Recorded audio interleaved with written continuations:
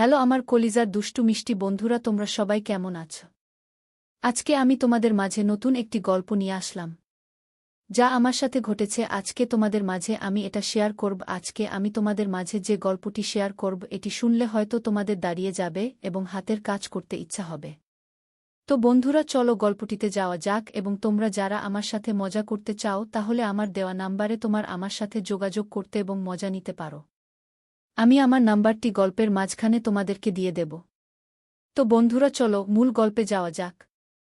আমার বয়স 2-4 বছর এবং আমি দেখতে অনেক সুন্দরী। আমার জীবনের কিছু ঘটনা আপনাদের সাথে শেয়ার করতে যাচ্ছি। শুধু একা বসে শুনুন, মজা পাবেন বেশি। আশেপাশে কেউ থাকলে কানে হেডফোন লাগিয়ে নিন। আমি একজন গৃহিণী, পরিবারের কাজ, রান্নাবান্না এবং আমার ছেলে রাজীবকে দেখাশোনা করে দিন পার হয়ে যায়। রাজীব স্কুলে যায় আর আমি তার দেখাশোনা করি। একদিন আমি রাজীবের বইয়ের মধ্যে একটি চিঠি পেলাম। সেই চিঠি পড়ে বুঝতে পারলাম রাজীব স্কুল জীবনে প্রেমে পড়েছে।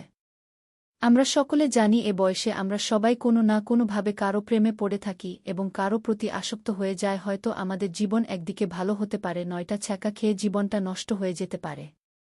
তাই আমি কখনো চাইনি তার জীবনটা নষ্ট হয়ে যায়।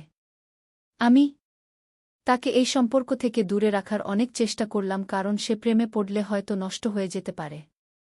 চেষ্টা করলাম, কিন্তু কিছুতেই কাজ হলো না। আমি একটা মাস্টার প্ল্যান করলাম। রান্নাঘরে রান্না করার সময় রাজীবকে দেখলাম। রাজীব আসতেই আমি জিজ্ঞাসা করলাম, রাজীব, প্রেম কি বলতে জানিস? রাজীব হেসে বলল, আমি জানি না। আমি মুচকি হেসে বললাম, ওমা, এটা জানিস না মা? ছেলের ভালোবাসা, এটা পড়ে জানবে। আমার কাছে আয়। কেমন লাগছে? রাজীব বলল, ভালো লাগছে না। আমি হেসে বললাম, এটা হলো ভালোবাসা। রাতে আরও শিখাবো। রাতে আমি স্বামীকে বললাম, ছেলের শরীর ভালো নেই, আজ আমি ওর সাথে থাকব। ছেলেও রাজি হয়ে গেল এবং আমিও তাকে এই বলে রাতে তাড়াতাড়ি খাওয়া দাওয়া সেরে আমি আর রাজীব ঘুমাতে গেলাম। রাতে রাজীবকে বললাম, এখন দেখো ভালোবাসা কাকে বলে। আমার হাত ধরো। মৃদু চাপ, দাড়ি কাটার মতো ব্রাজিল নিবে। আমার কথা শুনতে লাগল। আমি বললাম, আমার গলায় নিঃশ্বাস ফেল। সমস্ত নরম জায়গায় ব্যথা হলে যেমন কবিরাজ ঝাড়ু দেয় তেমনি করে দে। কেমন লাগছে? রাজু বললাম, আমার অনেকটাই যেন কেমন লাগছে। আমি নিজেকে কন্ট্রোল করতে পারছি না। আমি যেন কন্ট্রোল হারিয়ে ফেলেছি। খারাপ হয় না বা কেন? কি হলো? করলে কি আর মাথা ঠিক থাকে? তোমরা যারা আমার সাথে যোগাযোগ করতে চাও, হোয়াটসঅ্যাপ নাম্বারটি নিয়ে রাখতে পারো। নাম্বারটি হল 016996। নাম্বারগুলো গল্পের মাঝখানে বলে দেব। রাজীব বলো না, আমার শরীর থেকে কি যেন বের হচ্ছে। আমি হেসে বললাম, এটাও তো ভালোবাসা।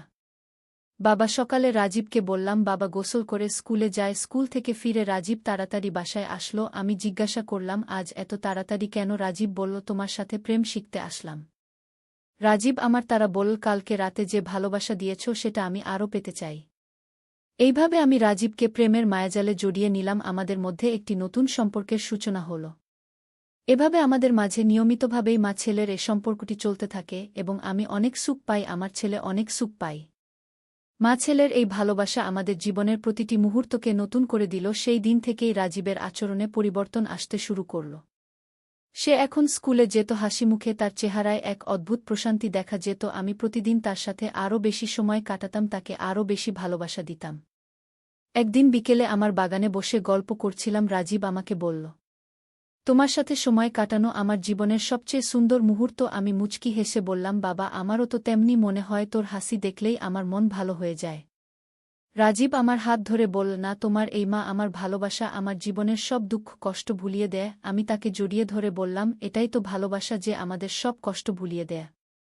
এখন আর আগের মতো উদাস থাকত না, সে সব সময় হাসি খুশি থাকত। তার পড়াশোনায় মনোযোগ বেড়েছে। সে প্রতিদিন আমার জন্য কিছু না কিছু আনত, কখনো ফুল, কখনো চকলেট। আমি তাকে বলতাম, এত কষ্ট করে এসব আনিস কেন? শেষে বলতো, তোমার হাসির জন্যে মা। তোমার হাসি দেখলে আমার মন ভালো হয়ে যায়। একদিন রাতে রাজীব আমার পাশে শুয়ে বলল, মা, তুমি জানো আমি তোমাকে কত ভালোবাসি? আমি হিসেব জানি বাবা, তুই আমার প্রাণ। রাজীব আমার কপালে চুমু খেয়ে বলল, তুমি আমার প্রাণ। প্রিয় বন্ধুরা, কেমন লেগেছে তা অবশ্যই কমেন্ট করে জানাবেন। আশা করি গল্পটি আপনাদের অনেক ভালো লেগেছে। আমার নাম হচ্ছে মিথিলা। আমি আপনাদের সাথে মজা করতে চাই। আপনার চাইলে আমার সাথে মজা করতে পারেন এবং অনেক সময় কাটাতে পারেন। আমি আর পরবর্তীতে আরেকটি গল্প নিয়ে আসব। ওই গল্পে আমি আমার কন্টাক্ট নাম্বার দিয়ে দিব। অবশ্যই তোমরা আমার গল্পটিকে সাপোর্ট করে আমার দেয়া নাম্বারে আমার সাথে যোগাযোগ করবে।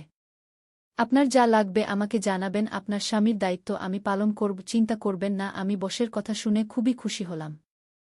তখন থেকেই জীবনের আসল ঘটনাগুলো শুরু হলো। বাসায় ফিরতে রাত একটা বাজে, আবার রাতের রান্না করেছিলে, আর আমি খেয়ে ঘুমাই। আর একদিন অফিসে বয়স বললেন, আপনি আজকে অফিস শেষে দেখা করবেন। আমি অফিস শেষে দেখা করলাম। স্যার বললেন, চলেন আজ একটু বাইরে যাই। আমি বললাম, স্যার রাত হয়েছে, বাসায় যেতে হবে, রান্না করতে হবে। আবার ছেলে একা আছে। বললেন, ওরে ৩-০ বা ৪-০ মিনিট লাগবে। এই বলে আমাকে একটি কফি হাউসে বসলেন, আমার পাশে বসে কফি অর্ডার করলেন। স্যার বললেন, রূপা, তোমার মতো মিষ্টি মেয়ে যদি আমার জীবন সঙ্গিনী হতো কতই না সুখী হতাম।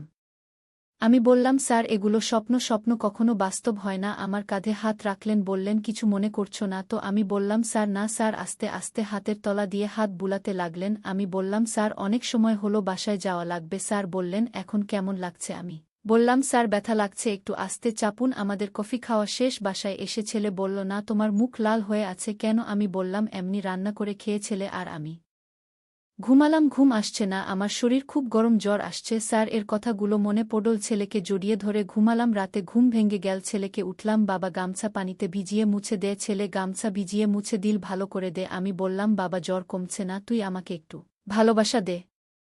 ছেলে অনেক ভালোবাসা দিলে কোনো রাতের ছেলের কাছে ভালোবাসা নেই, দিনে অফিসার স্যারের কাছে ভালোবাসা। একদিন রান্নাঘরে রান্না করছিলাম, ছেলে এসে বলল, মা তোমার কোমর অনেক সুন্দর। আমি হেসে বললাম, তুই কি বলিস এসব? ছেলে হালকা শুয়ে বলল, তোমার গালে কি জেন পড়ে আছে? আমি বললাম, কোথায়? ছেলে হালকা স্পর্শ দিয়ে বলল, বসে প্রেমের গল্প করলাম। ছেলে বলল, মা তুমি অনেক সুন্দর। আমি হেসে বললাম, তুই আর কি বলবি?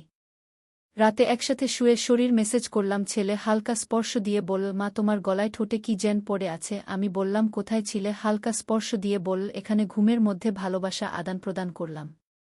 রাতুল বুঝেও না বুঝার ভান করে। পরের দিন ছিল রাসুলের জন্মদিন। আমি অফিস থেকে আসার পথে তার পছন্দের একটা গিফট কিনে নিয়ে এলাম। বাসায় এসে দেখি রাতে আমাকে সারপ্রাইজ দিতে নিজেই ডিনার রেডি করে ফেলেছে। তার মন ভরে গেল, আমরা দুজন মিলে দিল। সেই মুহূর্তটা ছিল আমাদের জন্য বিশেষ। আমি তাকে গিফটটা দিলাম, সে খুব খুশি হলো। তারপর আমরা দুজন মিলে একসাথে বসে গল্প করলাম। বলো না তুমি সব সময় আমার পাশে থেকো? আমি বললাম, অবশ্যই বাবা, আমি তোমার জন্য সবকিছু করব। আমরা রাতে একসাথে বসে সিনেমা দেখলাম। রাতুল আমার কোলে মাথা রেখে ঘুমিয়ে পড়ল। আমি তাকে আলতো করে আদর করে দিলাম। নিজের জীবনের সব দুঃখ ভুলে আমি রাতুলের মিষ্টি মুখের দিকে তাকিয়েছিলাম। প্রিয় বন্ধুরা, গল্পটি কেমন লেগেছে তা অবশ্যই কমেন্ট করে জানাবেন। আর নিয়মিত এমন আলাদা স্বাদের গল্প শুনতে ভিডিওটিতে লাইক এবং চ্যানেলটিকে সাবস্ক্রাইব করে সাথেই থাকুন। ধন্যবাদ সবাইকে। তোমাদেরকে আমার জীবনে ঘটে যাওয়া একটি বিশেষ ঘটনা শেয়ার করতে যাচ্ছি। আগে থেকে বলে রাখি, গল্পটি খুবই আবেগময়। কানে হেডফোন পরে নাও আর হাতের কাজ করতেছ। আজকের এই গল্পে আমার সৌন্দর্যের বিবরণ দিচ্ছি, কারণ এটি গল্পের একটি গুরুত্বপূর্ণ অংশ। আমার নাম তৃষা। আমাদের খুবই সুন্দর, স্বাস্থ্যবান আমার ঠোঁট। আমি দেখতে অনেকটাই সুন্দর। আমার গায়ের রং অনেক ফর্সা, দেখতে একদম অন্যরকম গায়ের রং, ফর্সা। আমাকে দেখলে সবাই এক নজরে চেয়ে থাকে। আমি আর আমার ভাই জনি, আমরা দুজনই পড়াশোনার জন্য বিদেশে এসেছি। একটা ছোট বাসা ভাড়া নিয়ে থাকি। আমাদের পড়াশোনা ভালোই চলছিল। আমরা ভাইবোন হয়ে একে অপরের সঙ্গে খুব বন্ধুর মতো মিশে। ভাই সব সময় আমাকে বিভিন্ন বিষয়ে পরামর্শ দেয়া। একদিন ভাই আমাকে, তুই অনেক বড় হয়েছিস, প্রেম করে এখন এনজয় না করলে বিয়ের পরে? আমি বললাম, আমার বিয়ের বয়স হয় নাই। ভাই হেসে বলল, বিয়ে দিলে 2 সন্তানের মা হতে। আমি অবাক হয়ে বললাম, কে তোমায় বলেছে? ভাই মুচকি হেসে বলল, পরীক্ষা করে দেখাবো। আমি বললাম, কিভাবে? ভাই বল, তাহলে গোসল করে সুন্দর করে সেজেগুজে আয়। আমি যেই কথাটা শুনলাম সেই অনুযায়ী কাজ করলাম। এমন করে সাজালাম যে আমাকে যে কেউ দেখলে পাগল হয়ে যাবে ভাইয়ের কাছে যেতে। ভাই বল, এইরকম যদি একটা বউ হতো? আমি মুচকি হেসে বললাম, আজ আমাকে তোমার বউ মনে করো। এই বলে আমি ভাইয়ের পাশে শুয়ে পড়লাম। ভাই আমাকে নিচ থেকে আদর সোহাগে ভরিয়ে দিল। প্রথম ভালোবাসার মুহূর্ত এটি আমার জন্য। প্রথমে কিছুটা কষ্ট হলেও ভাইদের ভালোবাসা আমার হৃদয় চিরকাল থেকে যাবে। ভাইদের চোখের তারায় আমাকে দেখা, সেই দৃষ্টিতে আমি হারিয়ে গেলাম। তার হাতের স্পর্শে আমি বেসে গেলাম ভালোবাসার সমুদ্রের। রাতের অন্ধকারে আমাদের মধ্যকার প্রতিটি মুহূর্ত যেন জাদু করছিল। তাই আমাকে জড়িয়ে ধরে বলল, তোমার চোখগুলো এত সুন্দর, তোমার এত জোরে মনে হয় প্রেম করি। আমি হাসতে হাসতে বললাম, তাহলে প্রেম করো। তোমার কলেজের বন্ধুরা, আজকের গল্পটি এ পর্যন্তই। আশা করি এই গল্পটি তোমাদের সবার কাছে ভালো লেগেছে। আবার তোমাদের সাথে দেখা হবে নতুন আরেকটি গল্প নিয়ে।